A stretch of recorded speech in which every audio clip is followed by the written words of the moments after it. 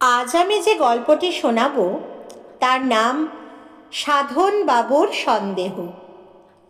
গল্পটি লিখেছেন সত্যজিৎ রায়। সাধনবাবু একদিন সন্ধেবেলা কাজ থেকে বাড়ি ফিরে তার ঘরে ঢুকে দেখলেন মেঝেতে একটা বিঘত খানেক লম্বা সরু গাছের ডাল পড়ে আছে। সাধনবাবু পিটপিটে স্বভাবের মানুষ। ঘরে যা সামান্য আসবাব আছে, যেমন খাট, আলমারি, আলনা, জলের কুঁজো রাখার টুল, তার কোনোটাতে এক কণা ধুলো তিনি বরদাস্ত করতে পারেন না। বিছানার চাদর, বালিশের ওয়ার, ফুলকারি করা টেবিল ক্লথ সবই তকতকে হওয়া চাই। এতে ধোপার খরচটা বাড়ে, কিন্তু সেটা সাধনবাবু গা করেন না। আজ ঘরে ঢুকেই গাছের ডাল দেখে তার নাক কুঁচকে গেল। পচা! চাকর পচা মনিবের ডাকে এসে হাজির। বাবু ডাকছিলেন? কেন, তোর কি সন্দেহ হচ্ছে? না বাবু। তা হবে কেন? মেঝেতে গাছের ডাল পড়ে কেন? তা তো জানি না বাবু, কাকচড়ুই এনে ফেলেছে বোধ হয়। কেন ফেলবে কেন? কাকচড়ুই তো ডাল আনবে বাসা বাঁধার জন্য, সে ডাল মাটিতে ফেলবে কেন? ঝাড়ু দেবার সময় লক্ষ্য করিসনি এটা? নাকি ঝাড়ুই দিসনি? ঝাড়ু আমি রোজ দিই বাবু, যখন দিই তখন এই ডাল ছিল না। ঠিক বলছিস? আগে হ্যাঁ বাবু। তাজ্জব ব্যাপার তো। পরদিন সকালে আপিস যাবার আগে একটা চড়ুইকে তার জানলায় বসতে দেখে সাধনবাবুর সন্দেহ হলো ইনি বাসা বাঁধার ফিকির খুঁজছেন। কিন্তু কোথায়? ঘরের মধ্যে জায়গা কোথায়? ঘুলঘুলিতে কি? তাই হবে। 3 তলা ফ্ল্যাট বাড়ির 7খানা ঘরের মধ্যে তার ঘরের দিকেই চড়ুইয়ের দৃষ্টি কেন, এই নিয়েও সাধনবাবুর মনে খটকা লাগলো। এমন কিছু আছে কি তার ঘরে যা পাখিদের অ্যাট্রাক্ট করতে পারে? অনেক ভেবে সাধনবাবুর সন্দেহ হলো ওই যে নতুন কোবরেজের তেলটা তিনি ব্যবহার করছেন, যেটা দোতলার শখের কবিরাজ নীলমণিবাবুর মতে খুশকির মহৌষধ, সেটার উগ্র গন্ধই হয়তো পাখিদের টেনে আনছে। সেই সঙ্গে এমনও সন্দেহ হলো যে এটা হয়তো নীলমণিবাবুর ফিচলেমি। সাধনবাবুর ঘরটাকে একটা পক্ষী নিবাসে পরিণত করার মতলবে তিনি এই তেলের গুণগান করছেন। আসলে 17-2 মির্জাপুর স্ট্রিটের এই ফ্ল্যাট বাড়ির সকলেই সাধনবাবুর সন্দেহ বাতিকের কথা জানেন এবং আড়ালে এই নিয়ে হাসি ঠাট্টাও করে। আজ কি কি সন্দেহের উদয় হলো আপনার মনে? এ জাতীয় প্রশ্ন দিনের শেষে সাধনবাবুকে প্রায় শুনতে হয়।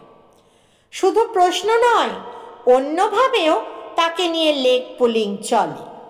একতলার নবেন্দু চাটুর্যের ঘরে সন্ধ্যায় 3 তাসের আড্ডা বসে। সাধনবাবু তাতে নিয়মিত যোগদান করেন। সেদিন যেতেই নবেন্দুবাবু তাকে একটা দলা পাকানো কাগজ দেখিয়ে বললেন, দেখুন তো মশাই, এ থেকে কিছু সন্দেহ হয় কিনা, এটা জানালা দিয়ে ফেলে দিয়ে গেছে। আসলে কাগজটা নবেন্দুবাবুরই মেয়ে মিনির অঙ্কের খাতার একটা ছেঁড়া পাতা। সাধনবাবু কাগজটাকে খুলে সেটার দিকে কিছুক্ষণ একদৃষ্টে চেয়ে থেকে বললেন, এটা তো সংখ্যা দিয়ে লেখা কোনো সাংকেতিক ভাষা বলে মনে হচ্ছে। নবেন্দুবাবু কিছু না বলে চুপটি করে চেয়ে রইলেন সাধনবাবুর দিকে। কিন্তু এটার তো মানে করা দরকার, বললেন সাধনবাবু। ধরুন যদি এটা কোনো হুমকি হয়, তাহলে? সংকেতের পাঠোদ্ধার হয়নি অবশ্য, কিন্তু সেটা বড় কথা নয়। কথা হলো এই কাগজের দলা থেকে সাধনবাবুর সন্দেহ কোন কোন দিকে যেতে পারে সেইটে দেখা। সাধনবাবু বিশ্বাস করেন যে গোটা কলকাতা শহরটাই হলো ঠক, জুয়াচোর, ফন্দিবাজ, মিথ্যেবাদীর ডিপো। কারুর ওপর ভরসা নেই, কাউকে বিশ্বাস করা চলে না। এই অবস্থায় একমাত্র সন্দেহই মানুষকে সামলে চলতে সাহায্য করতে পারে। এই সাধনবাবুই একদিন আপিস থেকে এসে ঘরে ঢুকে তার টেবিলের ওপর একটা বেশ বড় চারচৌকো কাগজের মোড়ক দেখতে পেলেন। তার প্রথমেই সন্দেহ হলো সেটা ভুল করে তার ঘরে চলে এসেছে। এ হেন মোড়ক তাকে কে পাঠাবে? তিনি তো এমন কোনো পার্সেল প্রত্যাশা করেননি।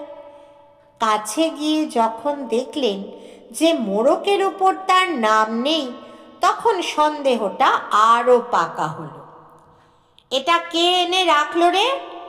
চাকর পচাকে ডেকে জিজ্ঞেস করলেন সাধনবাবু।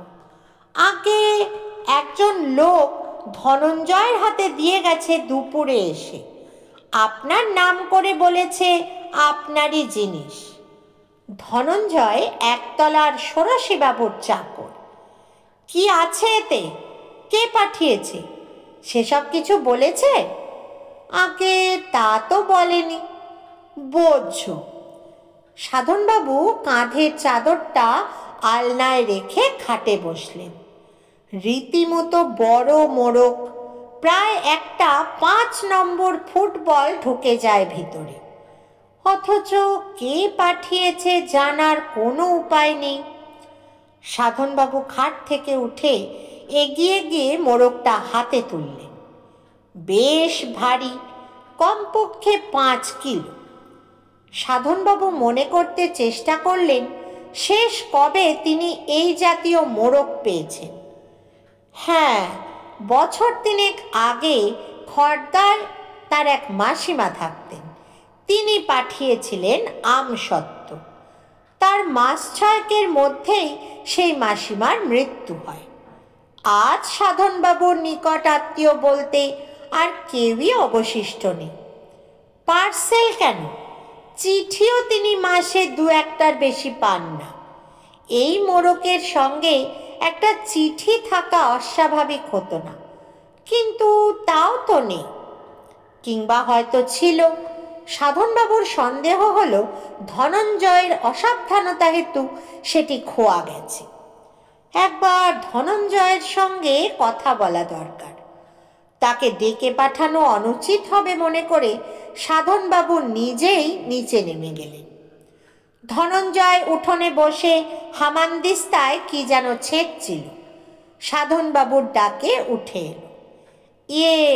আজ তোমার হাতে কেউ একটা পার্সেল দিয়ে গেছিল আমার নাম করে? আগে হ্যাঁ, সঙ্গে চিঠি ছিল। কই না তো, কোত্থেকে আসছে সেটা বলেছিল। মদন না কি জানি একটা নাম বললেন। মদন? তাই তো বললে। মদন নামে কাউকে চেনেন বলে মনে করতে পারলেন না সাধনবাবু। কি বলতে কি বলছে লোকটা কে জানি। ধনঞ্জয় যে একটা গবেট সে সন্দেহ অনেক দিন থেকেই করেন সাধনবাবু। বলি, চিঠিপত্র কাগজ টাগজ কিছু ছিল না সঙ্গে? একটা কাগজ ছিল, তাতে বাবু সই করে দিলেন। কে, ষোড়শীবাবু? আগে হ্যাঁ, কিন্তু ষোড়শীবাবুকে জিজ্ঞেস করে কোনো ফল হলো না। একটা চিরকুটে তিনি সাধনবাবুর হয়ে সই করে দিয়েছেন বটে, কিন্তু সেটা কোথা থেকে এসেছিল তা খেয়াল করেননি। সাধনবাবু আবার নিজের ঘরে ফিরে এলেন। কার্তিক মাসের সন্ধ্যা, শীতটা এর মধ্যে বেশ অনুভব করা যাচ্ছে। সামনে কালী পুজো, তার তোড়জোড় যে চলছে সেটা মাঝে মাঝে বোমা পটকার দুম। পাড়াতেই একটা বোমা ফেটেছে, আর সেই মুহূর্তে খাটে বসা সাধনবাবুর শিরদাঁড়া দিয়ে একটা বিদ্যুৎ খেলে গেল। টাইম বোমা। ওই মোড়কের মধ্যে টাইম বোমা নেই তো, যেটা নির্দিষ্ট সময়ে ফেটে তার ইহজগতের লীলা সাঙ্গ করে দেবে। এটা টাইম বোমার কথা ইদানিং খুব শোনা যাচ্ছে। সারা বিশ্বের সন্ত্রাসবাদীদের এটা একটা প্রধান অস্ত্র। কিন্তু তাকে বোমা পাঠাবে কেন? কেই বা পাঠাবে? প্রশ্নটা মনে আসতেই সাধনবাবু উপলব্ধি করলেন যে ব্যবসায়ী হওয়ার ফলে তার শত্রুর তো অভাব নেই। কন্ট্রাক্ট পাবার জন্য তোষামোদ ধরাধরি তাকেও করতে হয়, তার প্রতিদ্বন্দ্বী ব্যবসায়ীদেরও করতে হয়। যদি তিনি কন্ট্রাক্টটা পেয়ে যান তাহলে অন্যেরা তার শত্রু হয়ে যায়। এ তো হামেশাই হচ্ছে। পচা ডাকটা দিয়েই বুঝতে পারলেন যে তার গলা দিয়ে পরিষ্কার আওয়াজ বেরোচ্ছে না, গলা শুকিয়ে কাঠ হয়ে গেছে। কিন্তু তাও পচা হাজির। বাবু ডাকলেন? কিন্তু কাজটা কি ভালো হবে? সাধনবাবু ভেবেছিলেন পচাকে বলবেন পার্সেলে কান লাগিয়ে দেখতে টিকটিক শব্দ শোনা যাচ্ছে কিনা। টাইম বোমার সঙ্গে কলকবজা লাগানো থাকে, সেটা টিকটিক শব্দে চলে। সেই টিকটিকই একটা পূর্ব নির্ধারিত বিশেষ মুহূর্তে প্রচণ্ড বিস্ফোরণে পরিণত হয়। পচা যখন কান লাগাবে তখনই যদি বোমাটা... সাধনবাবু আর ভাবতে পারলেন না। এদিকে পচা বাবুর আদেশের জন্য দাঁড়িয়েই আছে। সাধনবাবুকে বলতেই হলো যে তিনি ভুল করে তাকে ডেকেছিলেন, তার কোনো প্রয়োজন নেই। এই রাতটা সাধনবাবু ভুলবেন না কোনো দিন। অসুখ বিসুখে রাত্রে ঘুম হয় না, এটা স্বাভাবিক। কিন্তু চরম আতঙ্কে এই শীতকালে ঘর্মাক্ত অবস্থায় সারা রাত ঠায় বিছানায় বসে কাটানোর অভিজ্ঞতা তার এই প্রথম।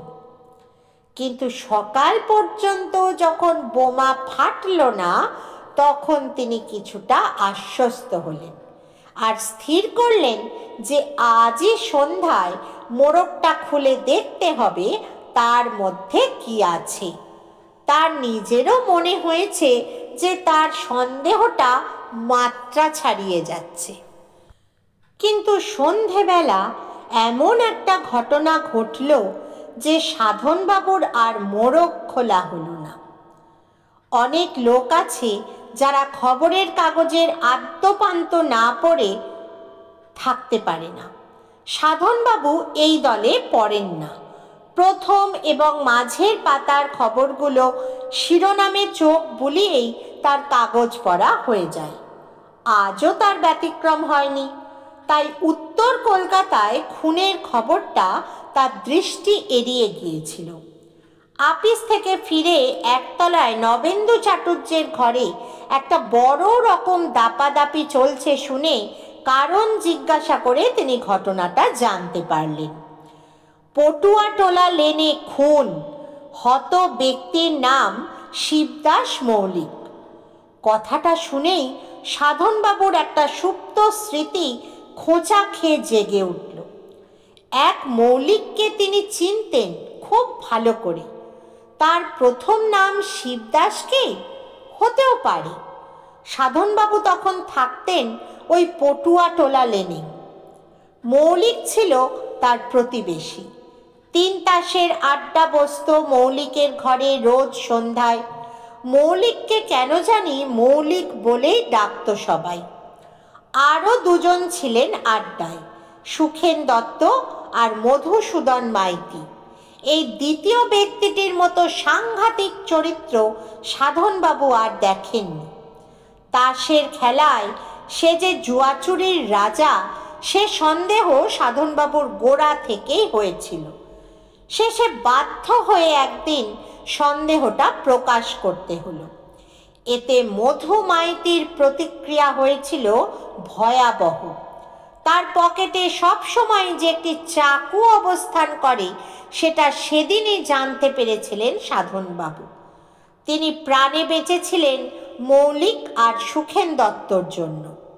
ব্যবসায় উন্নতির পর সাধনবাবু পটুয়াটোলা লেনের খোলার ঘর ছেড়ে চলে আসেন মির্জাপুর স্ট্রিটের এই ফ্ল্যাটে। আর সেই থেকেই মৌলিক অ্যান্ড কোম্পানির সঙ্গে তার যোগ বিচ্ছিন্ন হয়ে যায়। তাসের নেশাটা তিনি ছাড়তে পারেননি, আর সেই সঙ্গে তার সন্দেহবাতিকটাও। কিন্তু অন্য দিক দিয়ে পরিবর্তন হয়েছিল বিস্তর। পোশাকে পারিপাট্য, বিড়ি ছেড়ে উইলস সিগারেট ধরা, নিলামের দোকান থেকে মাঝে মাঝে শখের জিনিস কিনে এনে ঘর সাজানো, পেন্টিং, ফুলদানি, বাহারের অ্যাস্ট্রে, এসবই গত 5-7 বছরের ঘটনা।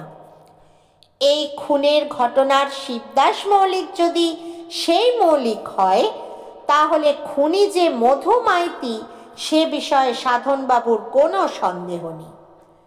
খুনটা কিভাবে হলো সাধনবাবু জিজ্ঞেস করলেন। নৃশংস, বললেন নবেন্দু চাটুর্যে। লাশ শনাক্ত করার কোনো উপায় ছিল না। পকেটে একটা ডায়েরি থেকে নাম জানা গেছে। কেন কেন শনাক্ত করার উপায় ছিল না কেন? ধর আছে, মুড়ো নেই, শনাক্ত করবে কি করে? মুড়ো নেই মানে? মুন্ডু ঘ্যাচাং। জোড়া হাত মাথার ওপর তুলে আবার ঝটিতে নামিয়ে এনে খাঁড়ার কোপের অভিনয় করে বুঝিয়ে দিলেন নবেন্দু চাটুর্যে। খুনি যে কোথায় সরিয়ে রেখেছে মুন্ডু, সেটা এখনো জানা যায়নি। খুনি কে সেটা জানা গেছে। 3 তাসের বৈঠক বসত এই মৌলিকের ঘরে, তাদেরই একজন বলে সন্দেহ করছে পুলিশ। সিঁড়ি দিয়ে 3 তলায় উঠতে উঠতে সাধনবাবু অনুভব করলেন যে তার মাথাটা ঝিমঝিম করছে। সেদিনের ঘটনা চোখের সামনে জলজ্যান্ত দেখতে পাচ্ছেন তিনি, যেদিন তিনি মধু মাইতিকে জোচ্চুরির অপবাদ দিয়েছিলেন। চাকুর আক্রমণ থেকে তিনি রেহাই পেয়েছিলেন ঠিকই, কিন্তু তার বেশ কিছুক্ষণ পর মধু মাইতির দৃষ্টি তার উপর অগ্নিবর্ষণ করেছিল, সেটা তার আজও মনে পড়ে। আর মনে আছে মধুর একটি উক্তি, আমায় চেনো না তুমি সাধন মজুমদার, আজ পার পেলে, কিন্তু এর বদলা আমি নেবই, সে আজই হোক আর 10 বছর পরেই হোক। রক্ত জল করা শাসানি। সাধনবাবু ভেবেছিলেন পটুয়াটোলা লেন থেকে পালিয়ে বেঁচেছেন, কিন্তু কিন্তু ওই মোড়ক যদি মধু মাইতি দিয়ে থাকে তাকে। মদন, ধনঞ্জয় বলেছিল মদন। ধনঞ্জয় যে কানে খাটো সে বিষয়ে কোনো সন্দেহ নেই। মধু আর মদনে খুব বেশি পার্থক্য আছে কি? মোটেই না। মধু অথবা মধুর লোকই রেখে গেছে ওই পার্সেল, আর সেটা যাতে সত্যি তার হাতে পৌঁছয় তাই চিরকুটে সই করিয়ে নিয়েছে। ওই মোড়কের ভিতরে রয়েছে শিবদাস মৌলিকের মাথা। এই সন্দেহ সিঁড়ির মাথা থেকে তার ঘরের দরজার দূরত্বটুকু পেরোবার মধ্যে দৃঢ়ভাবে সাধনবাবুর মনে গেঁথে গেল। দরজা থেকেই দেখা যায় টেবিলের ওপর ফুলদানিটার পাশে রাখা মোড়কটাকে। মোড়কের ওজন এবং আয়তন দুই এখন স্পষ্টভাবে জানিয়ে দিচ্ছে তার ভিতরে কি আছে। বাবু দোরগোড়ায় এসে থেমে গেছেন দেখে পচা কিঞ্চিত বিস্মিত হয়ে দাঁড়িয়ে ব্যাপারটা দেখছিল।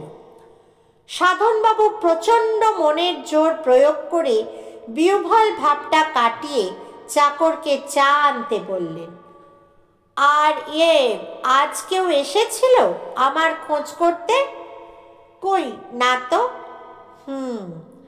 সাধনবাবু অবশ্য সন্দেহ করেছিলেন পুলিশ হয়তো এরই মধ্যে হানা দিয়ে গেছে। তার ঘরে খুন হওয়া ব্যক্তির মুন্ডু পেলে তার যে কি দশা হবে সেটা ভাবতে তার আর এক দফা ঘাম ছুটে গেল। গরম চা পেটে পড়তে সামান্য বল যেন ফিরে এলো মনে। যাক, অন্তত টাইম বোমা তো নয়। কিন্তু এও ঠিক যে এই মুন্ডু সমেত মোরগটিকে সামনে রেখে যদি তাকে সারা রাত জেগে বসে থাকতে হয়, তাহলে তিনি পাগল হয়ে যাবেন। ঘুমের বড়িতে ঘুম হলো ঠিকই, কিন্তু দুঃস্বপ্ন থেকে রেহাই পাওয়া গেল না। একবার দেখলেন মুন্ডুহীন মৌলিকের সঙ্গে বসে 3 তাস খেলছেন তিনি।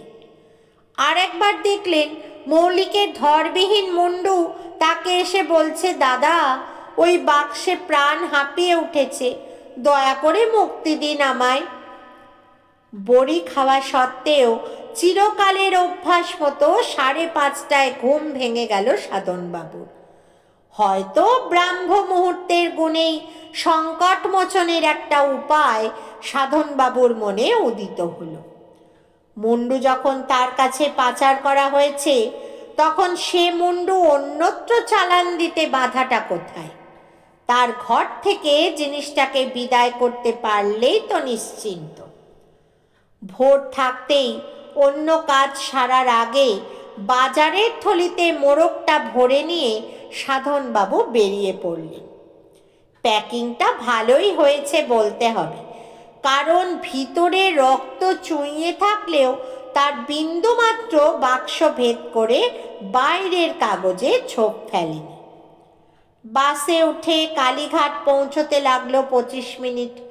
তারপর পায়ে হেঁটে আদিগঙ্গায় পৌঁছে একটা অপেক্ষাকৃত নিরিবিলি জায়গা বেছে নিয়ে হাতের মোরগটাকে সবেগে ছুঁড়ে ফেললেন নদীর মাঝখানে। ছপাত, টুবুস। মোরগ নিশ্চিহ্ন, সাধনবাবু নিশ্চিন্ত। বাড়ি ফিরতে লাগলো 35 মিনিট। সদর দরজা দিয়ে যখন ঢুকছেন তিনি, তখন ষোড়শীবাবুর দেওয়াল ঘড়িতেই ঢং ঢং করে 7টা বাজছে। আর সেই ঘড়ির শব্দ শুনেই সাধনবাবুর মুহূর্তে চোখে অন্ধকার দেখলেন। একটা কথা হঠাৎ মনে পড়ে গেছে তার। কদিন থেকেই বারবার সন্দেহ হয়েছে তিনি যেন কি একটা ভুলে যাচ্ছেন। 50-এর পর এ জিনিসটা হয়, এ কথা নীলমণিবাবুকে বলতে তিনি নিয়মিত ব্রাহ্মী শাক খেতে বলেছিলেন। আজ আধ ঘন্টা আগেই বেরিয়ে পড়তে হলো সাধনবাবুকে, কারণ যাবার পথে একটা কাজ সেরে যেতে হবে। রাসেল স্ট্রিটে নিলামের দোকান মডার্ন এক্সচেঞ্জে ঢুকতেই একগাল হেসে এগিয়ে এলেন মালিক তুলসীবাবু। টেবিল ক্লকটা চলছে তো? ওটা পাঠিয়েছিলেন আপনি? বারে, আমি তো বলেইছিলাম পাঠিয়ে দেব, সেটা পৌঁছয়নি আপনার হাতে? হ্যাঁ, মানে আপনি 500 টাকা আগাম দিয়ে গেলেন, এত পছন্দ আপনার, আপনি পুরনো খদ্দের বলে কথা, কথা দিয়ে কথা রাখবো না? তা তো বটে, তা তো বটে। দেখবেন ফার্স্ট ক্লাস টাইম রাখবে ও ঘড়ি। নাম করা ফরাসি কোম্পানি তো, জিনিসটা জলের দরে পেয়ে গেছেন, ভেরি লাকি। তুলসীবাবু অন্য খদ্দেরের দিকে এগিয়ে যেতে সাধনবাবু দোকান থেকে বেরিয়ে এলেন। জলের দরের ঘড়ি জলেই গেল। ভালো বদলা নিয়েছে মধুমাইতি, তাতে সন্দেহ নেই। আর মডার্নকেই যে মদন শুনেছে ধনঞ্জয়, তাতেও কোনো সন্দেহ নেই।